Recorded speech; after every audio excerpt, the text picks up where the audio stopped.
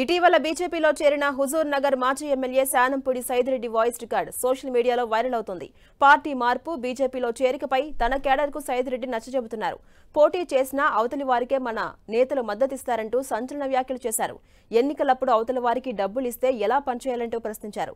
BRS పరిస్థితి ఏంటో అర్థం కావట్లేదంటూ కామెంట్ చేశారు. సీఎం రేవంత్ రెడ్డిని గద్దె దింపేందుకు కాంగ్రెస్ నేతలే ప్రయత్నిస్తున్నారంటూ హాట్ కామెంట్స్ చేశారు. చివరికి పార్టీ మారినందుకు తనను క్షమించాలని కేడర్ను కోరారు సైదిరెడ్డి. సరే, బీజేపీ ఇప్పుడు ఉందా లేదా చాలా మంది భయం ఏంటంటే అన్న ఇప్పుడు బీజేపీ లేదు అన్నారు. మీకు తెలుసు మనం వచ్చిన రోజు టీఆర్ఎస్ పరిస్థితి ఏందో. ఒక్క సర్పంచ్ లేడు మన హుజూర్ నగర్ లో. కానీ మనం వచ్చి 120 సర్పంచ్లకు వచ్చినాం. పిఎస్సిఎస్ 17 గెలిపించుకున్నాం, ఎంపీపీలు గెలిచినాం, జెడ్పీటీసీలు గెలిచినాం, అన్ని వరుసకు వచ్చినాం.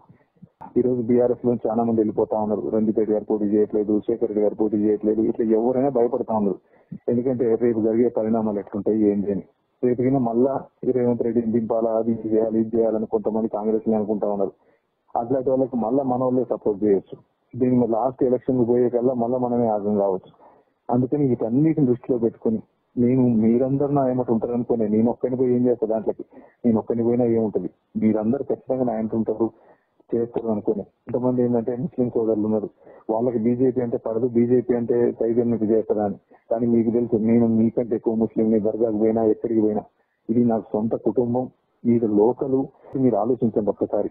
ఇది నేను ఒకవేళ నేను మీకు చెప్పకపోవడం తప్పే, ఆ తప్పు క్షమించండి. అయినా మిమ్మల్ని కూడా పని చేసుకుంటూ వచ్చిన. కాబట్టి దయచేసి దీన్ని తప్పు అయితే తప్పులు క్షమించండి. మీరు నాకు తెలుసు ఆవేశంగా కొంతమంది పెట్టేవి చూస్తూనే ఉన్నా, కొంతమంది పంపిస్తూనే ఉన్నారు. మీ ఆవేశానికి నేను కారణం కావచ్చు. కానీ మీరు మంచి హృదయంతో ఆలోచించండి. ఒకసారి ఏదైనా చేసిన తప్ప రైతా అని ఆలోచించండి. రేపు పార్టీ పరిస్థితి ఎక్కడో ఆలోచించండి. మీరు సహృదయంతో ఒకసారి ఆలోచించండి. మళ్ళీ 2-3 రోజుల్లో ఒకసారి నేను హుజూర్ నగర్ వస్తా, మీటింగ్ పెట్టుకుంటాను.